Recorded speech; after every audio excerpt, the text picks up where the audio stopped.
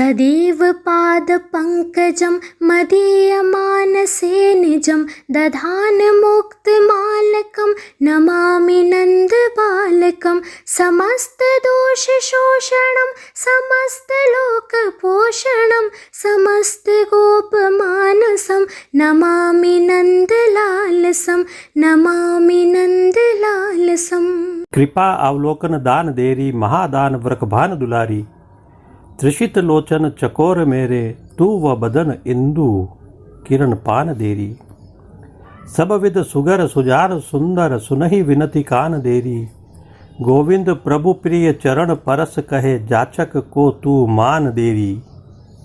जय श्री कृष्ण। राधे राधे। श्री वृंदावन विहारी लाल की जय। आज भाद्रपद शुक्ल पूर्णिमा 2 सितंबर 2020 है।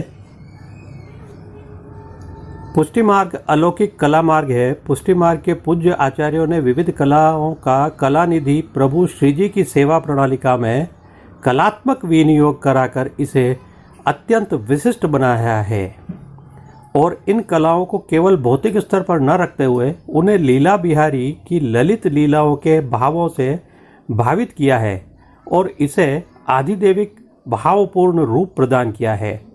हम सभी का महाभाग्य है कि हमें आचार्य चरणों की महती कृपा से इस अद्वितीय अद्भुत अलौकिक और देव दुर्लभ प्रेम लक्षणा भक्ति मार्ग पुष्टि मार्ग के पथिक बनने का सौभाग्य प्राप्त हुआ है। श्रीनाथ जी में आज भाद्रपद शुक्ल पूर्णिमा से सांझी का उत्सव प्रारंभ होता है जो कि अमावस्या तक चलता है। साथ ही आज से 16 दिनों का श्राद्ध पक्ष या पितृपक्ष भी प्रारंभ हो जाएगा। पुष्टि मार्ग में सबसे पहले गोसाई जी श्री विट्ठलनाथ जी ने इस उत्सव को स्वीकार किया था और उसके बाद से पुष्टि मार्ग में प्रतिवर्ष सांझी के उत्सव के रूप में ब्रज 84 कोस यात्रा की विविध लीला स्थलियों का कलात्मक प्रदर्शन किया जाता रहा है। इसमें अंतिम दिन अमावस्या को एक विशाल कोट चित्रित किया जाता है। इसमें 7 आकाश, सूर्य, चंद्रमा, पृथ्वी, श्री गिरिराज जी, श्री यमुना जी, गाय, हाथी, घोड़े, शेर, मोर, तोते, जली जानवर, पेड़, रथ, सुखपाल, अग्निकुंड आदि को दर्शाया जाता है। फिर श्री प्रभु के सामने आरती की जाती है, मंगल गीत गाए जाते हैं, प्रसाद धरा जाता है और परिक्रमा की जाती है। यह उत्सव श्री प्रियाजू से संबंधित है, इसलिए रसिकों का इस उत्सव पर अधिक महत्व रहता है। राधा रानी अपने पिता वृषभानु जी के आंगन में सांझी सजाती थी। सांझी के रूप में श्री राधे रानी संध्या देवी का पूजन करती थी। सांझी की शुरुआत राधा रानी द्वारा की गई मानी जाती है। सर्वप्रथम भगवान श्री कृष्ण के साथ वनों में उन्होंने ही अपनी सहचर्यों के साथ सांझी बनाई थी। वन में आराध्य देव कृष्ण के साथ सांझी बनाना श्री राधा रानी जी को अत्यंत प्रिय था। तभी से यह परंपरा ब्रजवासियों ने अपना ली और राधा कृष्ण को रिझाने के लिए अपने घरों के आंगन में वे सांझी बनाने लगे थे।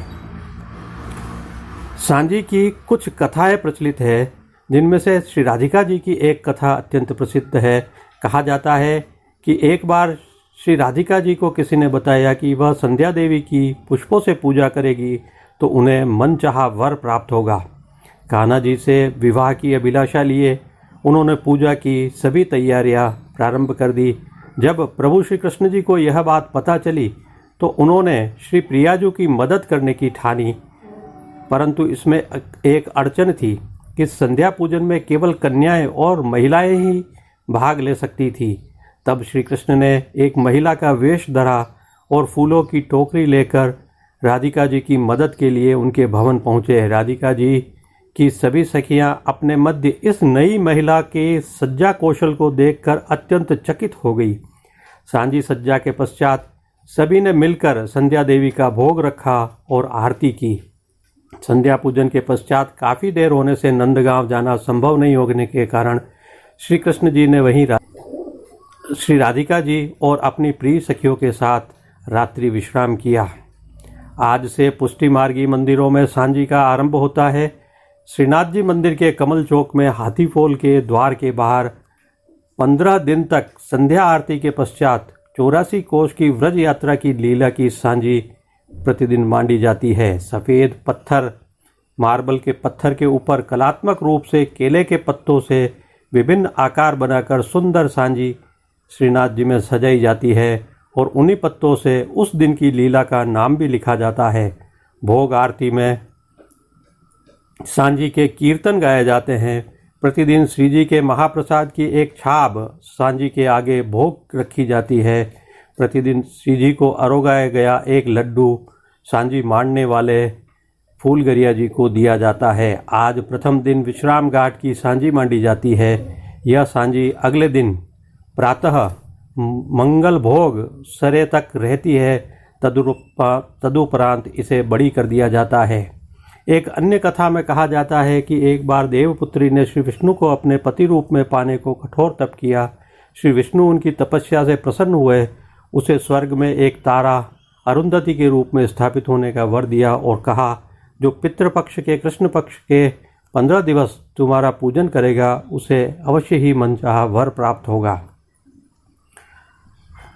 सांझी कई विभिन्न सामग्रियों, पुष्प, पत्तियों, सूखे मेवों, फल, विभिन्न रंग, केले के पत्तों आदि, गाय के गोबर, विभिन्न दालों आदि से बनाई जाती है। श्री हरिराय जी महाप्रभु जी ने समझाया कि पुष्टि मार्ग में 4 प्रकार की सांझी 4 यूथाधिपतियों के भाव से बनाई जाती है, जिसमें से पहली रंग बिरंगे पुष्पों की सांझी जो श्री स्वामिनी जी के भाव से चित्रित की जाती है, जो कभी कभी श्रीनाथ जी मंदिर में मनोरथ स्वरूप मणिकोठे में बनाई जाती है। दूसरी केलों के पत्तों की सांझी जो चंद्रावली जी के भाव से प्रतिदिन हाथीपोल के द्वार के बाहर कलात्मक रूप से सजाई जाती है। तीसरी सूखे रंगों की सांझी जो कि कुमारिका के भाव से सजाई जाती है, यह श्रीनाथ जी मंदिर में नहीं बनाई जाती है। और चौथी जल की सतह पर विविध रंगों द्वारा सजाई गई सांझी श्री यमुना जी के भाव से की जाती है। जल की सांझी भी श्रीनाथ जी मंदिर में नहीं बनाई जाती है, कई अन्य वैष्णव मंदिरों में बनाई जाती है। आज भाद्रपद शुक्ल पूर्णिमा को विश्राम घाट के मुख्य घाट, सीढ़ियों, आरती, वृक्षों, बैठक जी, नृत्य रथ, मयूरों, विभिन्न जलचरों आदि का चित्रण किया जाता है। नाथद्वारा में ही नहीं, संपूर्ण राजस्थान के घरों में आज कुंवारी कन्याएं गाय के गोबर से घर के बाहर की दीवार पर सुंदर सांझी मांडकर उसे पुष्पों से सजाती है और मन चाहे वर की प्राप्ति के लिए उनका पूजन करती है। एक कीर्तन आया है, फूलन बीनन हो गई जहाँ जमुना कूल द्रुमन की भीड़, अरुजी गई अरुणी की डरिया तेहि छिन, मेरो अंचल चीर तव को निकसी अचानक आयो, मालती सगन लता निर्वार बिनई कहो, मेरो पट सुर जायो इकटक मोतन रहो निहार, हों सकुचन झुकी दबी जात, इत उत वो ने नन हा खात, मन उर जाए बसन सुर जायो, कहा कहो अरु लाज की बात, नाम न जानो श्याम रंग हो, पीरे वाको हुतोरी दुकुल, सब वही वन ले चल नागरी सखी, फिर सांझी बीनन को फूल। अर्थात श्री राधिका जी कहती है कि मैं सांझी बनाने के लिए यमुना के तट पर फूल चुनने के लिए गई थी। वहाँ पर मेरी साड़ी एक पेड़ से उलझ गई। तभी अचानक कोई वहाँ आ गया, उसने मेरी साड़ी मुझसे बिना पूछे सुलझा दी। वो मुझे लगातार निहारने लगा और मैं शर्मा गई, लेकिन वो देखता रहा। उसने मेरे पैर पर अपना सिर रख दिया। ये कहने में मुझको लाज आ रही है, लेकिन वो मेरे वस्त्र सुलझाकर मेरा मन उलझा गया। मैं उसका नाम तो नहीं जानती, पर वह श्याम रंग का था और पीला पीताम्बर ओढ़े था। हे सखी, अब मुझे वो याद आ रहा है, इसलिए मुझको उस वन में ही सांझी पूजने के लिए फूल बीनने को फिर से ले चलो। इस पद में ठाकुर जी और श्री राधा जी के प्रथम मिलन को समझाया गया है, इसीलिए इसको सांझी के समय गाते हैं। आइए श्रीनाथ जी के आज के श्रृंगार के गुणगान करते हैं। आज श्री जी को नियम से मुकुट काचनी का श्रृंगार धराया जाता है। प्रभु को मुख्य रूप से 3 लीलाओं शरद रास, दान लीला और गोचारण के भाव से मुकुट धराया जाता है। इनके दिनों में मुकुट की विशेषता यह है कि इन दिनों में जब मुकुट धराया जाता है तो उसे एक वस्त्र से बांधा जाता है, जिसे मुकुट पीताम्बर कहते हैं, जिसका भाव यह है कि जब प्रभु दान लेने के लिए मटकी फोड़ने कूदे तब मुकुट गिरे नहीं। आज का दान महादान कहा जाता है। इस कारण आज श्री जी को दान की अधिक और विशेष हांडियाँ अरोगाई जाती है। आज की साज सेवा में श्रीनाथ जी में सांझी लीला के भाव की सुंदर चित्रांकन वाली पिछवाई धराई जाती है। वस्त्र सेवा में आज गुलाबी रंग की मलमल पर रुपैली जरी के हाशिए से सुसज्जित सूथन, काशनी तथा रास पटका धराया जाता है। आभरण श्रृंगार सेवा में आज प्रभु श्री को वनमाला का चरणारविंद तक का भारी श्रृंगार धराया जाता है। सर्व आभरण हीरे हरे मीना की प्रधानता के धराए जाते हैं। कली, कस्तूरी आदि सभी माला आज धराई जाती है। आज ठाकुर जी के श्रीमस्तक मोर पंखों से सुसज्जित स्वर्ण का रत्न जड़ित मुकुट तथा मुकुट टोपी एवं मुकुट पीताम्बर धराए जाते हैं। आज श्रीकर्ण में मयूराकृति कुंडल धराए जाते हैं। आज पीले एवं श्वेत पुष्पों की 2 माला जी धराई जाती है। श्रीहस्त में कमल छड़ी, भाभी जी वाले वेणु जी एवं 2 वित्र जी धराए जाते हैं। खेल के साज में आज पट गुलाबी एवं गोटी मोर वाली आती है। राग सेवा या कीर्तनों में मंगला दर्शन से में श्रृंगार तक श्री गोवर्धन की शिखर ते का कान होता है। राजभोग दर्शन में कृपा अवलोकन दान देरी महादान वृषभान दुलारी और आरती दर्शन में वृषभान लड़ेती गाइए। शयन दर्शन में आज नंद के नंदन सो और मान के कीर्तन में तेरी ब्रोह की मनोरन ते और पौड़वे के कीर्तन में पौड़े हरि राधिका के संग का सुमधुर गायन होता है। जय श्री कृष्ण, राधे राधे। आज बस इतना ही। आपका दिन शुभ हो।